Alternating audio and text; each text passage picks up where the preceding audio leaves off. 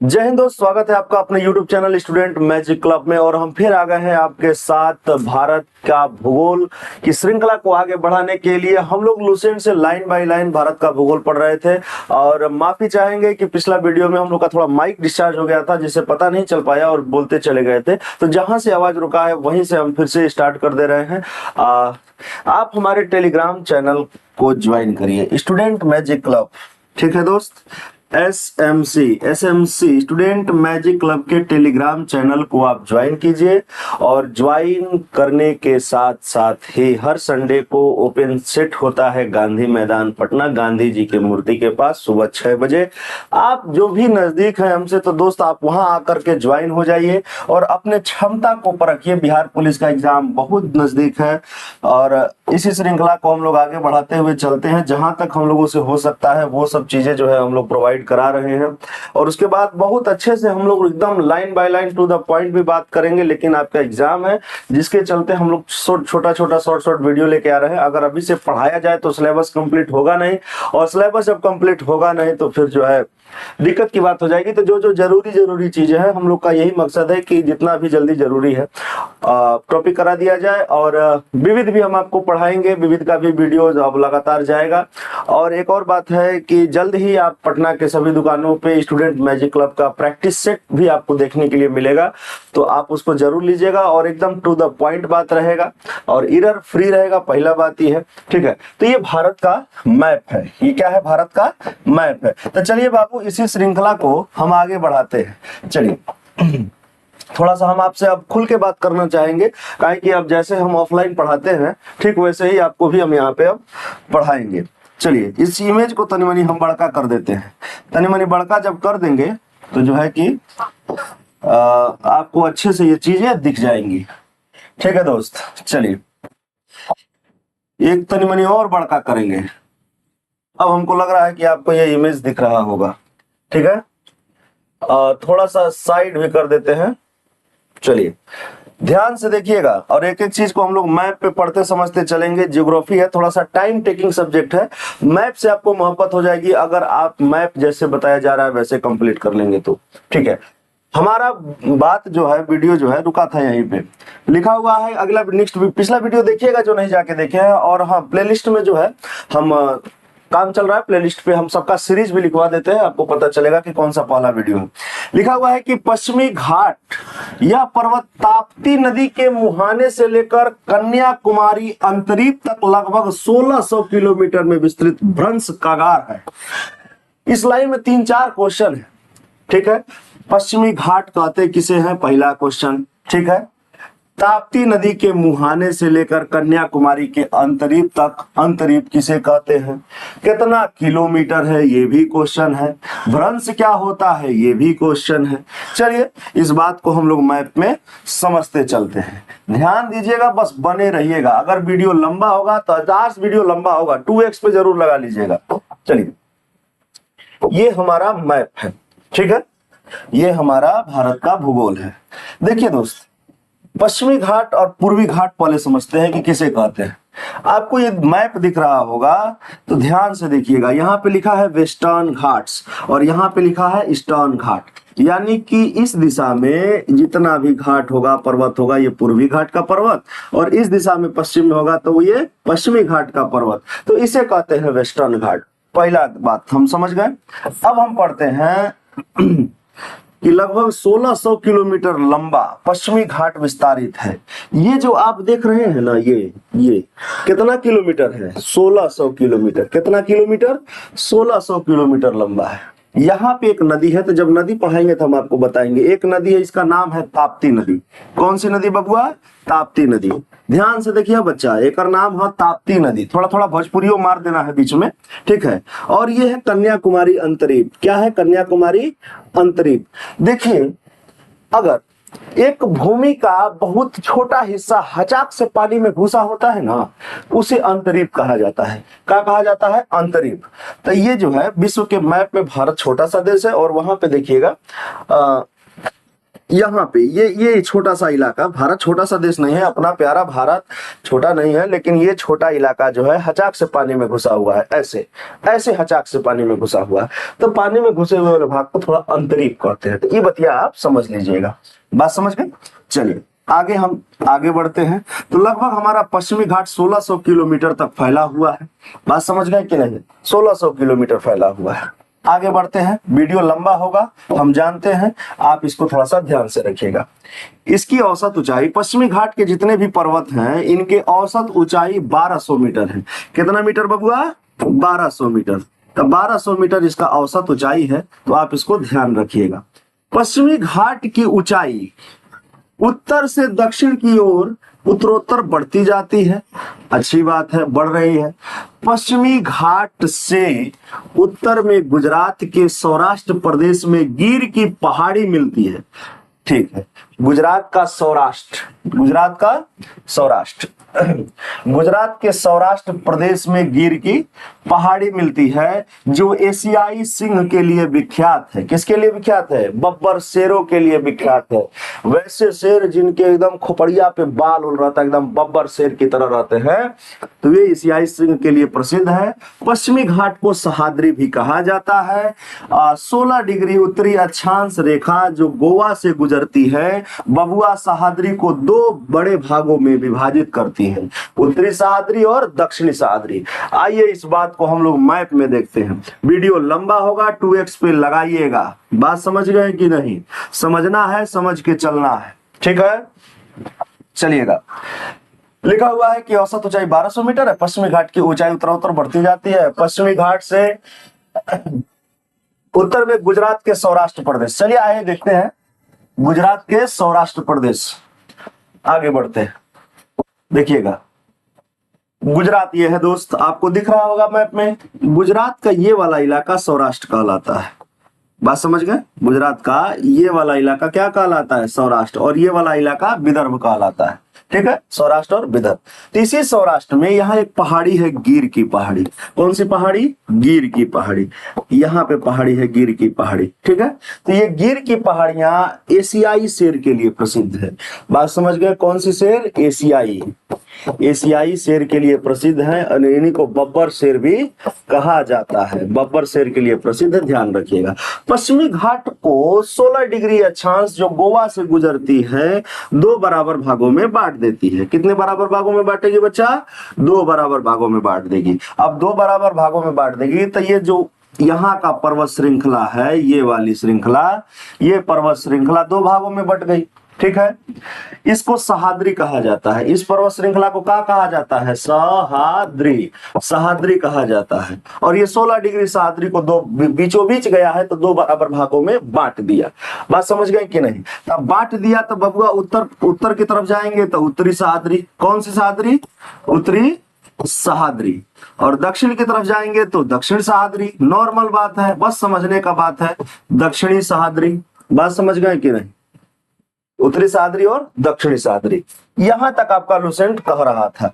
अब हम देखेंगे कि लुसेंट इसके आगे भी क्या कहता है। बात समझे कि नहीं?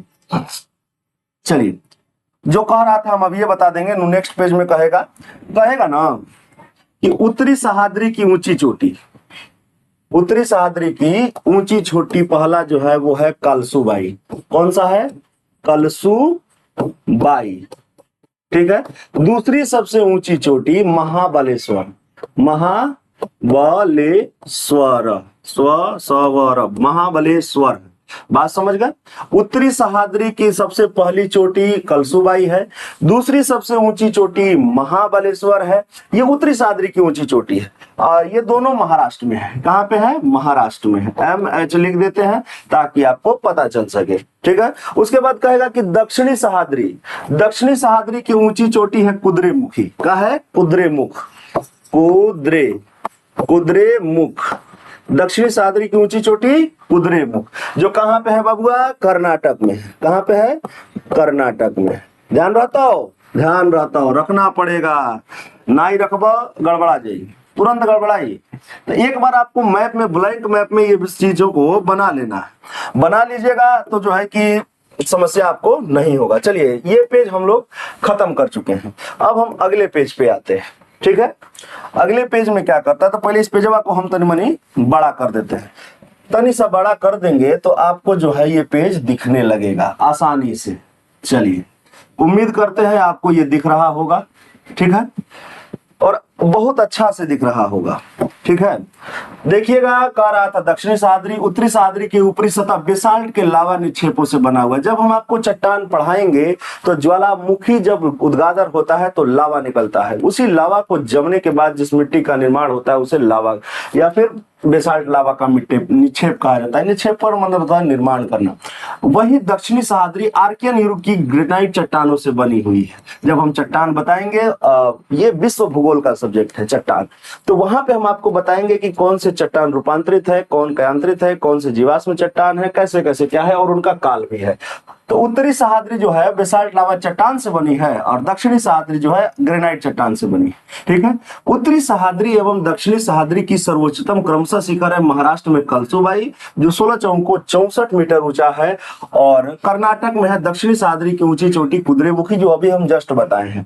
महाबलेश्वर जो है 1438 मीटर ऊंचा है, जो उत्तरी सह्याद्री की दूसरी प्रमुख चोटी है, ये भी हम बताए हैं। अब बात ध्यान रखना है कि महाबलेश्वर का उच्चतम बिंदु है। महाबलेश्वर जो उत्तरी सह्याद्री की दूसरी सबसे बड़ी चोटी है, यहाँ का भी कुछ कुछ पॉइंट जो है बहुत उच्चतम है, तो जी लिखा है बिल्सन पॉइंट। सीधा ध्यान रखना है, बिल्सन पॉइंट महाराष्ट्र में है। आर्थर सी पॉइंट, चाहे वो नीडल होल पॉइंट हो, एलिफेंटा पॉइंट हो, ये सब के सब कहां पे हैं? महाबलेश्वर में ही स्थित हैं। अब महाबलेश्वर कौन है? उत्तरी सह्याद्री की दूसरी सबसे ऊंची चोटी। आगे बढ़ते हैं। लिखा है कि महाबलेश्वर से 5 नदियां निकलती है। कितनी नदियां? 5 नदियां निकलती है, ठीक है। अब ये 5 नदियां कौन कौन सी हैं? नाम याद रखिएगा, सावित्री गायत्री एक साथ, सावित्री गायत्री एक साथ, वेन्ना कोयना एक साथ, वेन्ना कोयना एक साथ, सावित्री गायत्री वेन्ना कोयना, और उसके बाद है अपना कृष्णा नदी। कौन सा नदी है? कृष्णा नदी है। तो ये सब के सब जो है महाबलेश्वर से 5 गो नदियां निकल रही हैं। अच्छी बात है। आप महाबलेश्वर का एक चोटी बना करके ब्लैंक मैप में ऐसे ब्लैंक मैप होगा कहीं, हाँ ये देखिए, ये ब्लैंक मैप में आप महाबलेश्वर की एक ऊंची चोटी बनाइएगा, यहाँ पे जैसे ऐसे एक ऊंची चोटी बना दीजिएगा दक्षिणी उत्तरी सह्याद्री का, ठीक है। ये 16 डिग्री अक्षांश हो गया, ठीक है। और यहीं से 5 गो नदियां निकाल दीजिएगा, ठीक है। निकाल दीजिएगा अपना, मतलब बनाते रहिएगा तो इमेज बनते रहेगा मन में, तो आपको जल्दी से नहीं याद होगा, और नहीं बनाइएगा तो फिर गड़बड़ा न जाएगा, ठीक है। तो 5 गो नदियां महाबलेश्वर से निकलती है। आगे देखिएगा, लिखा है दर्रे से गुजरने वाले कुछ प्रमुख रेल। दर्रा देखिए हम आपको पढ़ा चुके हैं। दर्रा उसे कहा जाता है जो प्राकृतिक होता है, 2 पर्वतों के बीच होता है, 2 पर्वतों के बीच बहुत पतला सकरा रास्ता होता है, उसे दर्रा कहा जाता है, ठीक है। तो चलिए इस चीज को हम इरेज करते हैं और आपको नेक्स्ट की तरफ चलते हैं।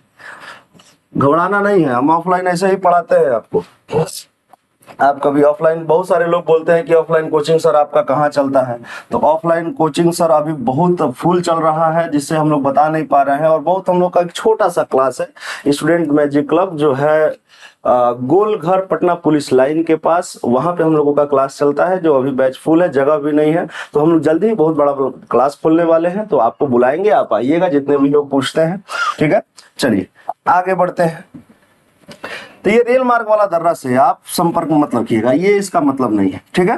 अब हम लोग जो है मेन दर्रा पढ़ते हैं, उसको पे चलते हैं।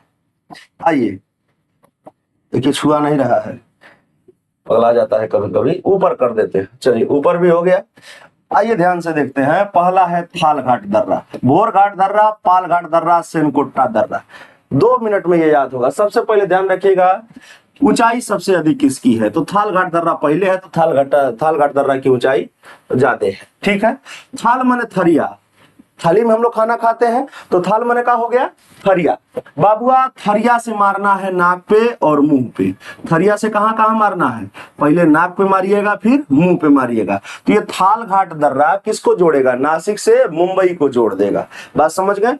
थरिया लीजिएगा, तो पहले मारिएगा तो पहले नकवा देखिएगा तनी मनी बाहर, तो पहले थरियावा नकवे पे लगेगा, ओकरे बाद पूरा मुहवा पे चपाक से लगेगा। बात समझ गए। तो थाल घाट दर्रा नासिक से मुंबई को जोड़ता है, तो थरिया से मारेंगे नाक पे मुंह पे, ये टोन जिंदा रखिएगा। भोर घाट दर्रा, भोर होगा बबुआ मुंबई में, कहाँ भोर होगा? मुंबई में। और वो भोर कैसा होगा? पूरा होगा। ये नहीं कि 3 बजे रात में 4 बजे रात में उठ के चल दे, नहीं, 8-9 बजे तक भोर करेंगे, ठीक है। तो भोर कहाँ होगा? मुंबई में पूरा पूरा होगा। उसके बाद पालघाट दर्रा कोको, पालघाट दर्रा कोको, को पालघाट दर्रा को से कोयम्बटूर, को से कोचीन, को से कोयम्बटूर, को से कोचीन। तो ये यूट्यूब में देखिएगा, कोई भी चैनल यूट्यूब में अभी तक का इतिहास है कि कोई लाइन बाय लाइन आपको नहीं पढ़ाया है, जिससे आप भटक जाते हैं। एसएमसी आपके लिए है, लाइन बाय लाइन चलती है, ठीक है। चलिए, तो थरिया से मारेंगे नाक पे मुंह पे, नासिक मुंबई हो गया। भोरघाट दर्रा मुंबई से पुणे को जोड़ेगा। पालघाट दर्रा कोको हो, और सेनकोटा दर्रा जो है तिरुवनंतपुरम से मदुरई को जोड़ेगा। तिरुवनंतपुरम केरल में है और मदुरई जो है तमिलनाडु में, ठीक है। मदुरई अच्छा शहर है, आप वहां पे जाइएगा, घूमिएगा, लेकिन उसके पहले जो है थोड़ा सा जॉब वॉब ले लीजिए। जॉब वॉब लेने के बाद जाइएगा तो तनी मनी मजा बढ़ जाएगा। बात समझ गए कि नहीं? चलिए, तो बतवा जो है वो तो हम समझ ही रहे हैं, आगे बढ़ते हैं। लिखा हुआ है नीलगिरी की पहाड़ी बाबू तमिलनाडु में है। कहाँ है बच्चा? तमिलनाडु में। चलिए, कलम रेड ही ले लेते हैं।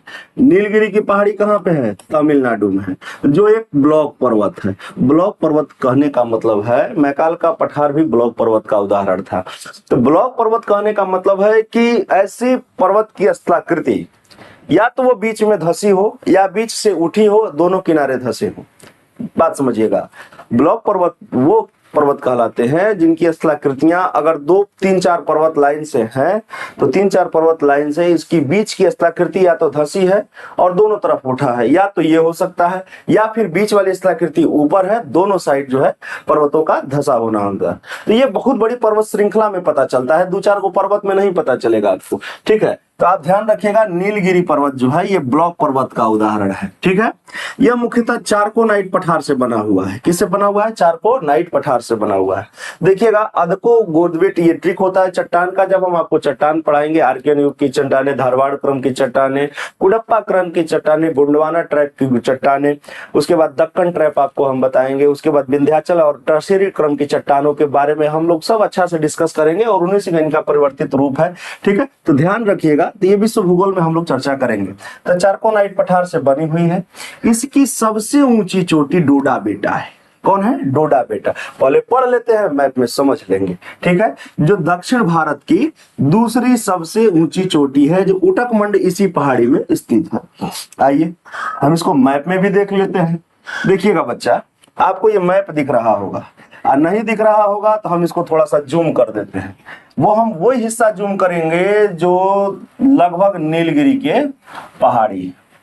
पहला तो देखिए, अब आपको दिख रहा होगा, ध्यान से देखिएगा ना बबुआ, तो यहाँ आपको दिखेगा नीलगिरी। क्या दिखी? नीलगिरी पहाड़ी दिखी। तो ये नीलगिरी जो पहाड़िया है, वास्तव में ये पूर्वी घाट के पहाड़ी, रुकिए हम कलम में बदल देते हैं ताकि आपको ध्यान से दिख सके, ठीक है। जो ये नीलगिरी की पहाड़ी है, ये पूर्वी घाट की पर्वत श्रृंखला और ये पश्चिमी घाट की पर्वत श्रृंखला का मिलन स्थल है। बात समझ गए? पूर्वी घाट और पश्चिमी घाट का ये गांठ बना हुआ है मिल करके, इसी को नीलगिरी कहा जाता है। बात समझ गए? यह 3 राज्यों में है। कितने राज्यों में? 3। पहला है तमिल में थोड़ा सा ज्यादा है, अर्थात तमिलनाडु में। दूसरा का है केरल, और 3 नंबर पे है कर्नाटक, जिसमें सबसे अधिक किसमें है? ये तमिलनाडु में स्थित है, ठीक है बबुआ। ये ध्यान रखिएगा, नीलगिरी की पहाड़ी पूर्वी घाट और पश्चिमी घाट का मिलन स्थल है, ठीक है। पहाड़ों का गांठ इसे बोला जाता है, पूर्वी घाट और पश्चिमी घाट का ये पर्वतों का गांठ बना हुआ है। बात समझ गए कि नहीं? ये चारकोनाइट पठार से बना हुआ है। तमिल में इसका क्षेत्रफल ज्यादा है, 3 राज्यों में विस्तारित है। हमारे बाबू आगे बढ़ते हैं बचवा, इसको आगे लेकर के चलिएगा, देखते रहिएगा, ध्यान से देखते रहिएगा, और कमेंट करके बताइएगा कि ये वीडियो आपको कैसा लगा है, ठीक है। इसी नीलगिरी की सबसे ऊंची चोटी है डोडा बेटा। कौन सी चोटी है? डोडा बेटा। तो डोडा बेटा को आप ध्यान रखिएगा, कलमों अब हम चेंज कर लेते हैं ताकि आपको दिख जाए। डोडा बेटा इसकी ऊंची चोटी है, जो दक्षिण भारत की दूसरी सबसे ऊंची चोटी है। चलिए, अभी पहली ऊंची चोटी भी आएगा, हम आपको बताएंगे, घबराइएगा नहीं, बस आप देखते रहिएगा, चलते रहिएगा, समझते रहिएगा। वीडियो लंबा होगा, 2x पे लगा लीजिएगा, ठीक है। लिखा हुआ है कि तमिलनाडु राज्य में नीलगिरी के दक्षिण भाग में पालघाट दर्रा है। बात समझ गए। उसके बाद है पालघाट गैप, पश्चिमी एवं पूर्वी घाट का मिलन स्थल है, अर्थात पूर्वी घाट एवं पश्चिमी घाट के मिलन स्थल पर ही नीलगिरी की पहाड़ी स्थित है। इसके पार मानी ओ पार फैली कार्डामम की पहाड़ियां पश्चिमी घाट का विस्तार मानी जाती है। आइए, कार्डामम मतलब होता है इलायची की पहाड़ी, कार्डामम की पहाड़ी मतलब इलायची की पहाड़ी। तो इसके पार जो है इलायची की पहाड़ी स्थित है, जो पश्चिमी घाट का ही विस्तार मानी जाती है। आइए एक बार इनको भी हम लोग देख लेते हैं। तो चलिए, यह है बब्बा आपका मैप। ध्यान से अगर इसको हम मिटा देते हैं, मिटो ना रे भाई, बताओ, मिटता नहीं है। चलिए, ध्यान से बस आप देखते रहिएगा, 2x पे लगा लीजिएगा। और जो पढ़े लिखे हैं, अपने आप को तोप समझते हैं, ये वीडियो उनके लिए नहीं है। बात समझ गए। और पढ़ाई के क्षेत्र में दोस्तों घमंड करना ही नहीं चाहिए। घमंड करिएगा, घमंड तो रावण का भी नहीं रहा, तो आप किस जो है डेगची के मसाला है। आप ध्यान दीजिएगा, यहाँ लिखा है कार्डामम की पहाड़ी, ठीक है। कार्डामम हल्का सा आपको दिख रहा होगा, इसी को इलायची की पहाड़ी कहा जाता है। तो ये पश्चिमी घाट पर्वत का विस्तार माना जाता है। किसका विस्तार माना जाता है? पश्चिमी घाट पर्वत का विस्तार माना जाता है। ये जो पश्चिमी घाट का पर्वत श्रृंखलाएं हैं, उन्हीं का विस्तार माना जाता है कार्डामम की पहाड़ी। और कार्डामम की पहाड़ी जो है भारत की सबसे दक्षिणतम पहाड़ी है, सबसे दक्षिण में स्थित पहाड़ी है। चलिए, इस बात को भी हम लोग मैप में देख लिए। वीडियो लंबा होगा, थोड़ा सा आज ज्यादा हम लोग पढ़ेंगे, इसी बात को हम आगे बढ़ाते हुए चलते हैं, ठीक है। आगे देखिएगा, थोड़ा सा इस इमेज को हम लोग ऊपर कर देते हैं। लिखा हुआ है कि अन्नामलाई की पहाड़ी पर स्थित दक्षिण भारत की सबसे ऊंची चोटी अनायमुदी है। दक्षिण भारत की सबसे ऊंची चोटी अनायमुदी है। देखिएगा, बात समझ गए कि नहीं? तो इसीलिए हम रुके थे। अन्नामलाई की पहाड़ी पर स्थित दक्षिण भारत की सबसे ऊंची चोटी अनायमुदी है और इसका ऊंचाई लगभग 2700 मीटर है। अप्रोक्स 2695 याद करने से अच्छा है डायरेक्ट हम 2700 मीटर ध्यान रखें। ऑप्शन में इसके आसपास का मिलेगा, आप मार दीजिएगा। बात समझ गए कि नहीं? अच्छा, दक्षिण भारत की सबसे ऊंची चोटी अनायमुदी है। किस पहाड़ी पे स्थित है? अन्नामलाई। कार्डामम की पहाड़ी के ठीक बगल में देखिएगा, आप अपने ये अपने मैप में या फिर अपने दीवार पे जो मैप टांगे होंगे उसमें देखिएगा, या फिर एटलस या ऑक्सफोर्ड का जो भी आपका मैप का बुक होगा वहां देखिएगा, आपको मिल जाएगा, ठीक है। दक्षिण भारत की पहली ऊंची चोटी आप पढ़ चुके हैं। बात समझ गए कि नहीं? दक्षिण भारत की पहली ऊंची चोटी आप पढ़ चुके, अन्नामुदाई। दूसरा का है डोडा बेटा। डोडा बेटा दक्षिण भारत की दूसरी ऊंची चोटी है और नीलगिरी पर्वत की प्रथम ऊंची चोटी है, ठीक है। ध्यान दीजिएगा, अगर दिशा की बात करें बबुआ, तो अनायमुदी 3 पहाड़ियों का केंद्र बिंदु है। यहां से 3 पहाड़ी श्रृंखला 3 दिशाओं में जाती है। अगर आप सबसे नीचे दक्षिण की ओर आइएगा तो आपको कार्डामम की पहाड़ियां मिल जाएंगी। उत्तर पूरब की ओर जाइएगा तो पालनी की पहाड़ी मिलेगी। उत्तर और पूरब इस साइड में पालनी की पहाड़ियां आपको मिल जाएंगी, जो तमिलनाडु राज्य में है, ठीक है। प्रसिद्ध पर्यटक स्थल कोडई कनाल, ये पर्यटक स्थल है, अच्छा जगह है, आप जाइएगा वहां पे। तमिलनाडु पालनी पहाड़ी में ही स्थित है। सेवराय पहाड़ियां तमिलनाडु राज्य के सेलम में अवस्थित है। सेवराय की भी पहाड़ी आपको यहाँ पे मिल जाएगी, ठीक है। तो सेलम जो तमिलनाडु में है, वहां भी आपको ये चीजें देखने को मिल जाएंगी। तो आप इस चीजों को जरा सा ध्यान रखिएगा। चलिए आगे बढ़ते हैं। लिखा हुआ है कि भारत के पश्चिमी तट को निम्न भागों में बांटा गया है। भारत के पश्चिमी तट को निम्न भागों में बांटा गया है, ठीक है। गुजरात से गोवा तक, गुजरात से गोवा तक कोंकण तट कह रहा है। गोवा से कर्नाटक तक मंगलुरु तट कह रहा है, अच्छी बात है। केनरा तट मंगलुरु से लेकर फिर कन्याकुमारी तक मालाबार तट कह रहा है। चलिए आइए तट को भी हम लोग मैप में समझते हैं, मैप में पढ़ते हैं। चलिए एक हम लोग मैप लेते हैं ताकि आपको जो है आसानी से हम बता सके। दोस्त आपको ये मैप दिख रहा होगा, आप इस मैप में ध्यान दीजिएगा। जैसे जैसे आप एक डायग्राम बनाते चलिएगा, ये दिख रहा होगा, तो यहाँ छोटा सा हम लिख देते हैं। चलिएगा, ये देखिएगा, कक्ष के रन से यहां से लेकर के और ये दमन तक, ठीक ना। कक्ष के रन से यहां से लेकर के दमन तक, इसको कठियावाड़ तट कहा जाता है। इसके तट को क्या कहा जाता है? कठियावाड़, कठियावाड़ तट कहा जाता है। ठीक है, तो कठियावाड़ तट, इसको ध्यान रखिएगा। उसके बाद दमन से लेकर के गोवा तक, दमन से लेकर के गोवा तक, इस तट का नाम है बाबू कोंकण तट। कौन सा तट? कोंकण तट। अब गोवा में कोंकणी भाषा बोली जाती है, ये तो हम लोग बचपन से पढ़े हैं। ठीक है, गोवा से लेकर के मंगलुरु तक, गोवा से लेकर के मंगलुरु तक इसको केनरा तट कहा जाता है। क्या कहा जाता है? केनरा तट कहा जाता है। और मंगलुरु से पूरा कन्याकुमारी तक लास्ट वाला नीचे, इसको मालाबार तट कहा जाता है। मालाबार तट क्या कहा जाता है? मालाबार तट कहा जाता है। बात समझ गए कि नहीं? कुछ नहीं करना है। एक बार अगर आपका इमेज मैप में बनने लगा, आप राजा हैं मैप के। ठीक है, आराम से आंख बंद करिए। गुजरात के ऊपर वाला इलाका कच्छ का रण है, कच्छ के रण से आप दमन तक आइएगा, आपको कठियावाड़ तट या गुजरात तट कहा जाएगा। ठीक है, आप वहां से दमन से आप आइएगा गोवा की तरफ, गोवा में आपको कोंकणी भाषा बोली जाती है, तो यहाँ तट के इस तट को नाम होगा, इस तट का नाम होगा कोंकण तट। फिर आगे चलिएगा गोवा से लेकर के मंगलुरु तक, तो आपको मिलेगा केनरा तट। ध्यान रखिएगा, मंगलुरु और बंगलुरु में अंतर है। मंगलुरु एक बंदरगाह है, बंगलुरु उसके शहर में है। ठीक है, अंदर में है। उसके बाद देखिएगा यहाँ पे मंगलुरु से लेकर के और केरल के आखिरी बिंदु तक मालाबार तट है। ये तो पश्चिमी घाट का तटीय इलाका हो गया। ठीक है, अब ऊपर में चलते हैं। कन्याकुमारी से लेकर के गोदावरी नदी तक के बीच को, गोदावरी नदी तक के बीच को आप यहाँ पे कोरोमंडल तट कहेंगे। क्या कहेंगे? कोरोमंडल तट कहेंगे। आप थोड़ा सा ऐसे स्केच करके आप अपने हिसाब से अच्छा सा बना लीजिएगा। ठीक है, उसके बाद महानदी के तट को उत्कल तट कहा जाता है। ठीक है, गोदावरी से लेकर के या महानदी के क्षेत्र को, इस तटीय इलाके को उत्कल तट, उत्कल तट कहा जाता है। बात समझ गए? उसके बाद है अपना ये कोलकाता का तट, या फिर इसको उत्तरी सरकार, उत्तल सरकार तट कहा जाता है।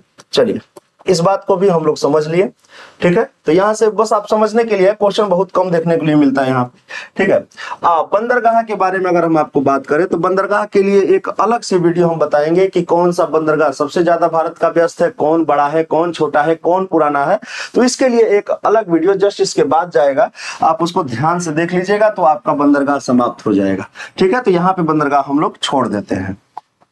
चलिएगा, उसके बाद लिखा हुआ है कि सालसेट, सालसेट द्वीप पर स्थित, बबुआ ध्यान से देखना, सालसेट द्वीप पर स्थित मुंबई भारत का सबसे बड़ा बंदरगाह है। तो बंदरगाह के बारे में हम बोले कि बंदरगाह हम लोग अलग से पढ़ेंगे। ठीक है, इसमें बंदरगाह पढ़ना थोड़ा सा मुश्किल है, वीडियो लंबा होगा। लिखा हुआ है कि मालाबार तट पर अनेक पश्च जल पाए जाते हैं। पश्च जल का मतलब है बैक वाटर। पश्च मतलब होता है पीछे, जल मतलब होता है वाटर। ये पश्च जल खारे पानी होते हैं, समुद्र के ठीक तटीय इलाकों से अंदर थोड़ा सा शहर में पाए जाते हैं। तो मालाबार तट पर ही, एकदम तट पर ही पाया जाएगा, लेकिन थोड़ा सा अंदर रहेगा, तो इसे पश्च जल कहा जाता है। उसके ठीक पीछे रहता है बैक वाटर है, जिसे स्थानीय भाषा में वहां के लोग इसे क्याल कहते हैं। क्या कहते हैं? क्याल कहते हैं। क्याल मछली पकड़ने और अंतरस्थलीय नौका के लिए प्रसिद्ध है, नौकायान के लिए प्रसिद्ध है, और ये पर्यटकों के लिए भी विशेष आकर्षण का केंद्र रहा है। अच्छी बात है। इसी क्याल में केरल में हर वर्ष प्रसिद्ध नेहरू ट्रॉफी, वलामकाली नेहरू प्रतियोगिता, नौका दौड़, जो देखिएगा पतला पतला नाव होता है, उसमें 4-5 लोग 8-10 लोग बैठे रहते हैं और जल्दी जल्दी नाव को चलाते हैं। ठीक है ना, तो वहां पे ये प्रतियोगिता होती है, नेहरू ट्रॉफी। ध्यान रखिएगा, नेहरू कप फुटबॉल से संबंधित है। बस समझ गए? और ये पुनमदा क्याल में किया जाता है। तो एक क्याल का नाम है स्पेशल पुनमदा क्याल, उसी पुनमदा क्याल में नेहरू ट्रॉफी वालमकालीन नौका दौड़ प्रतियोगिता होती है। ठीक है, देखिएगा बबुआ लिखा हुआ है अगला पॉइंट कि पूर्वी घाट उत्तर में महानदी उड़ीसा से, दक्षिण में वैगई घाट तमिलनाडु तक जो है विस्तारित है। आगे बढ़ते हैं, चलिए। भारत की सबसे दक्षिणतम नदी है वैगई। सबसे दक्षिणतम नदी कौन सी है? वैगई। और पूर्वी घाट का विस्तार कर रहा है कि महानदी से लेकर के, ठीक है, महानदी से लेकर के वैगई नदी तक है। अभी इसको मैप में समझेंगे, लगभग 1113-21 किलोमीटर है। आप पश्चिमी घाट को पढ़े तो 1600 किलोमीटर लंबा था। बस समझ गए? जो गुजरात के कच्छ से, सॉरी, ये ताप्ती नदी से लेकर के और कन्याकुमारी अंतरिक्ष जब जाता था, इसी वीडियो में आप पीछे देख सकते हैं। यह उड़ीसा, आंध्र प्रदेश, तेलंगाना, कर्नाटक, तमिलनाडु से होकर के यह गुजरता है। यह पश्चिमी घाट पर्वत से कम ऊंचा है।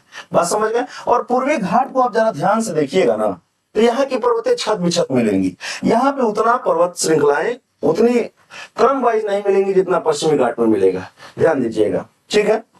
यहाँ पे ये कह रहा था कि चलिए कह रहा था कि यहाँ से एक वैगई नदी है, ये वैगई नदी बह रही है और यहाँ पे उड़ीसा के महानदी है। तो इन सभी तट को पूर्वी तट, ये अगर ईस्ट मतलब पूर्व होता है तो ईस्टर्न घाट है, ठीक है। ईस्टर्न घाट में जितने भी पर्वत श्रृंखलाएं हैं बबुआ देखिएगा ये छत बिछत है, मतलब कि एक पर्वत यहाँ पे है, एक पर्वत यहाँ पे है, ये पर्वत श्रृंखलाएं यहाँ पे है, फिर यहाँ पे मिलेंगी, फिर यहाँ पे मिलेंगी, तो बीच में थोड़ा सा गैप है। लेकिन पश्चिमी घाट को आप जरा ध्यान से देखिएगा, यहाँ पे कोई गैप नहीं है, पर्वत श्रृंखला का लगातार चलना है, बात समझ गए। जब हम आपको मानसून पढ़ाएंगे तो मानसून आकर के पश्चिमी घाट से टकरा जाता है, पश्चिमी घाट से टकरा जाता है तो बारिश कचर के इधर हो जाता है। कचर के मतलब समझते हैं, खूब हाहाकार करके बारिश होता है, मूसलाधार बारिश होता है। मूसलाधार बारिश होने के कारण यहाँ एक मिट्टी का निर्माण होता है, लेटेराइट मिट्टी, बात समझ गए। और ये जो है ये इन बीच वाले इलाकों में बारिश मानसून से नहीं हो पाता है, बात समझ गए कि नहीं। तो ये वृष्टि छाया क्षेत्र के अंतर्गत आ जाता है, इसलिए इसको वृष्टि छाया क्षेत्र कहा जाता है। तो चूंकि ये मानसून का चीज है, तो जब हम लोग भारत का मानसून पढ़ेंगे तो वहां पे इन सब चीजों को अच्छे से पढ़ेंगे, बस थोड़ा सा आपको हम बता दिए हैं, ठीक है। आगे देखते हैं, तो लगभग 1100 किलोमीटर 1100 किलोमीटर पूर्वी घाट है और लगभग जो है 16,000 किलोमीटर जो है ये पश्चिमी घाट का विस्तार है, ठीक है। इस बात को बबुआ आप ध्यान रखिएगा तो आपके लिए अच्छा रहेगा। आगे बढ़ते हैं, अब लुसेंट को हम लोग अगली श्रृंखला को लेकर के, ठीक है।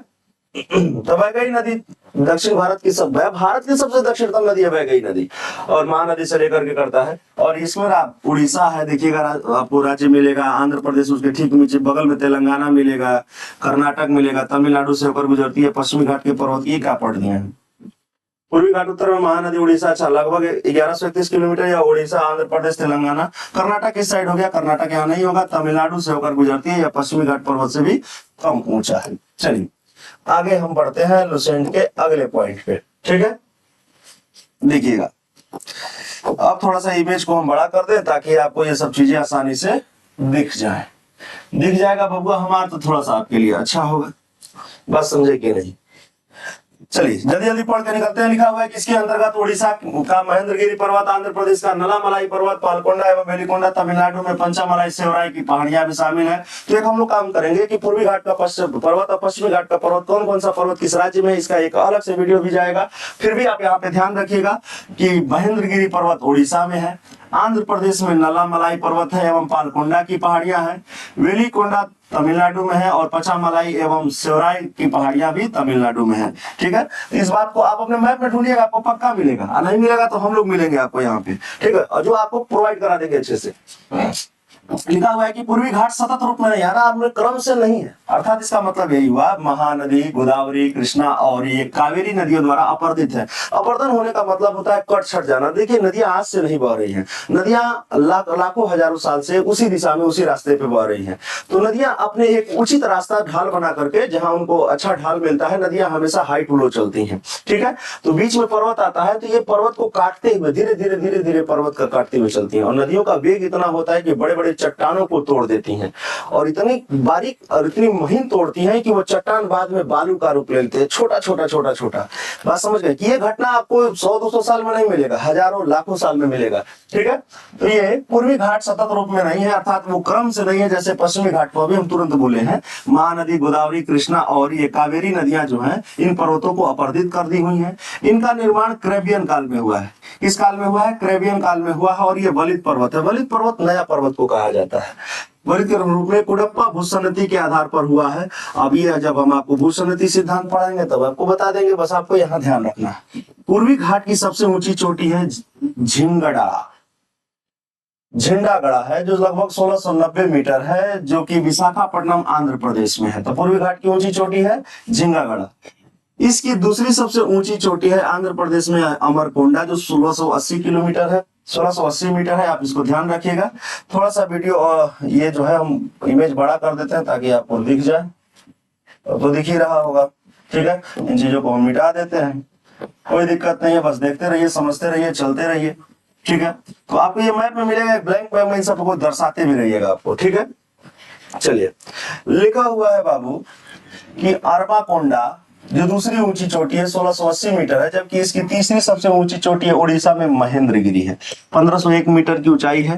कुछ स्रोतों में महेंद्रगिरी को ही सबसे ऊंची शिखर बताया गया है। तो आप तीनों चीज ध्यान रखिएगा, जो ऑप्शन में मिलेगा आप उसको मार दीजिएगा, अगर तीनों ऑप्शन में रहा तो आकर के हमको मार दीजिएगा। बतिया तो एक हुआ। आगे बढ़ते हैं, चलिए आगे लिखा हुआ है बाबू कि तमिलनाडु के जवाड़ी पहाड़ियां, तमिलनाडु में सेवराई की पहाड़ी है, देवराई की पहाड़ी है, जवाड़ी भी पहाड़ी है। इसके दक्षिण पूरब में, कहां पे, दक्षिण और पूरब में ढलान पर चंदन के जंगल है। किसके जंगल है? चंदन के जंगल है। आप वो मूवी देखे होंगे पुष्पराज, कावेरी एवं पेन्नार नदी के बीच में है। बात समझ गए? पुष्पराज झुकेगा नहीं। उसके बाद आगे लिखा हुआ है, तो आप ध्यान रखिएगा, जवारी की पहाड़ियों के दक्षिण पूर्व के ढलान में चंदन के जंगल है। चंदन देखिए, चंदन का जो वृक्ष होता है सदाबहार वर्षा वन में पाए जाते हैं, जहां हमेशा बारिश होते रहता है। हम लोगों के बिहार, उत्तर प्रदेश, मध्य प्रदेश या गुजरात की जलवायु में ये चंदन का वृक्ष होना असंभव है। बात समझ गए? इनको अधिक पानी की आवश्यकता पड़ती है। ठीक है, ये इक्वेटर के पास से ही अपना पनपते हैं। इक्वेटर यानी कि विषुवत रेखा के पास से ही इनको इनका वो जो होता है ना, इनकी बढ़ने की वो होता है, क्रम नहीं होता है कि हम लोग के यहाँ आमे अमरूद हो सकता है, तो वहां पे इनका ये है। हम लोग ला करके यहाँ पे अगर बो दें तो होगा ही नहीं। लिखा हुआ है, पूर्वी घाट के कांटेदार झाड़ियों से ढके क्षेत्र में दुर्लभ प्रजाति की पक्षी जेरडन कोर्सर पाई जाती है। आंध्र प्रदेश के क्षेत्र में तो ध्यान रहा तो ठीक है, नहीं ध्यान रहा तो और अच्छा है। बात समझे कि नहीं? अगर नहीं ध्यान रहा तो गड़बड़ा जाएगा। बात समझ गए? तो कांटेदार झाड़ियों में कुछ दुर्लभ पक्षी है, जेरडन कोर्सर करके ध्यान रखिएगा। पूर्वी घाट में कोयले की खदानें ज्यादा मिलती है, केजीएफ, कोलार गोल्डफील्ड। बात समझ गए? जो है यहाँ पे थोड़ा कोयले की खदान ज्यादा मिलती हैं, ध्यान रखिएगा। जावड़ी और सेवराई की पहाड़ियों के आगे पूर्वी घाट पश्चिमी घाट में विलीन हो जाता है। उसके बाद इस इमेज को थोड़ा सा हम बड़ा कर देते हैं ऊपर, ताकि आपको दिख जाए। आगे बढ़ते हैं। अब ये जो है लिखा हुआ इसको हम मिटा देते हैं, बस देखते रहिएगा। जो जरूरी है वहां पे ज्यादा समय देंगे, जो ज्यादा जरूरी नहीं है पॉइंट ऑफ व्यू से एग्जाम के, वहां पे आपको भी रुकना नहीं है। देखिए, पढ़ने से ज्यादा ये ध्यान रखना है कि हमको छोड़ना क्या है। बात समझ गए? नहीं तो अर्कस भतुआ की तरह कुछ नहीं, एकदम भूते की तरह पड़ जाना है, गड़बड़ा जाएगा, फिर टाइम निकल जाएगा, उलझ के रह जाइएगा। ठीक है, अब बंदरगाह के लिए जस्ट एक तुरंत वीडियो जाएगा, लेकिन फिर भी आगे देख लेते हैं। लिखा हुआ है, कन्याकुमारी से कृष्णा डेल्टा तक कोरोमंडल तट हम आपको पढ़ा चुके हैं। कृष्णा से गोदावरी से गोलकुंडा तट, उसके बाद उत्तरी सरकार तट इसको कहा जाता है। भारत के पूर्वी तट पर स्थित कुछ प्रमुख बंदरगाह है, जो पारादीप उड़ीसा में स्थित है, हम आपको बताएंगे। ये कोलकाता पश्चिम बंगाल में एक नदी बंदरगाह है, विशाखापट्टनम आंध्र प्रदेश में है, और चेन्नई, तूतीकोरिन और एन्नोर तमिलनाडु में। ये ध्यान रखिएगा, चेन्नई भी, तूतीकोरिन और एन्नोर, ये सब बंदरगाह कहां पे मिलेंगे आपको? तमिलनाडु में मिलेंगे। लिखा हुआ है, विशाखापट्टनम आंध्र प्रदेश बंदरगाह डॉल्फिन नोज की पहाड़ी के पीछे सुरक्षित है। तो डॉल्फिन नोज की पहाड़ी जो है इसके ठीक पीछे है विशाखापट्टनम बंदरगाह, बीच में थोड़ा सा पहाड़ है, और ये बंदरगाह विशाखापट्टनम बंदरगाह जो है, देखिएगा विशाखापट्टनम बंदरगाह पे जो है थोड़ा सा ये तूफान चक्रवात कम आता है, कहीं कि डॉल्फिन नोज की पहाड़ी इनको रोक लेती है, तो वहां पे थोड़ा सा कम क्षति होती है। पूर्वी तट पर स्थित प्रमुख लैगून झील है पुलिकट, चेन्नई, चिल्कापूड़ी उड़ीसा, तथा ये कुलेरू आंध्र प्रदेश में है। चलिए, इस बात को भी हम लोग समझ लेते हैं कि आखिर ये अनूप झील होता क्या है। बात समझे कि नहीं? ये कहां चला गया? लैगून क्या होता है?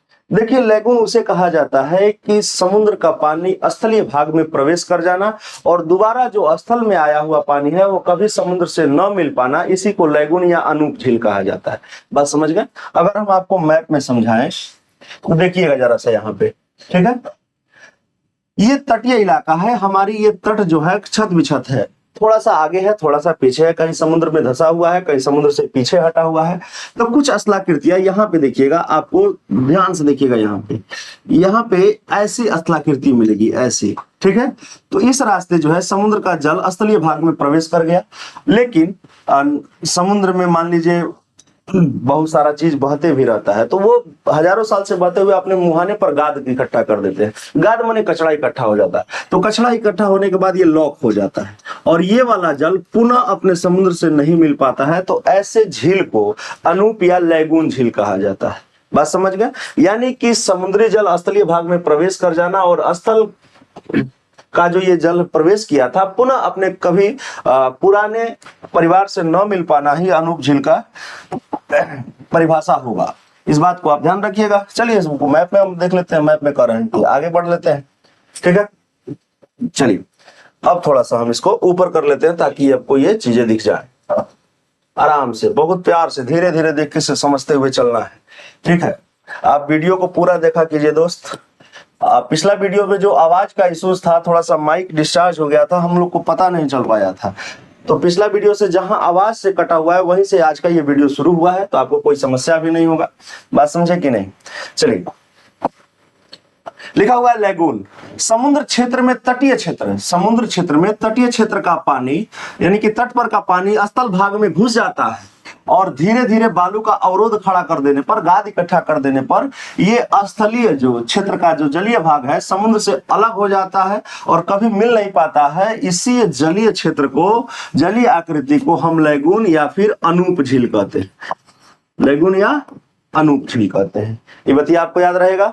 चलिए आगे है, भारत के दो द्वीप समूह हैं, एक लक्षद्वीप है और एक अंडमान और निकोबार है। तो लक्षद्वीप और अंडमान निकोबार को हम लोग पढ़ेंगे नेक्स्ट वीडियो में और अच्छे से पढ़ेंगे क्योंकि इसका अलग अलग भाग है। और चलिए, और आपको जो है अच्छा लगा होगा वीडियो, चैनल को सब्सक्राइब कीजिए, लाइक कीजिए, कमेंट कीजिए और हमारे परिवार को, एसएमसी को बड़ा बनाइए, जुड़िए और अपने तैयारी को बेहतर बनाइए।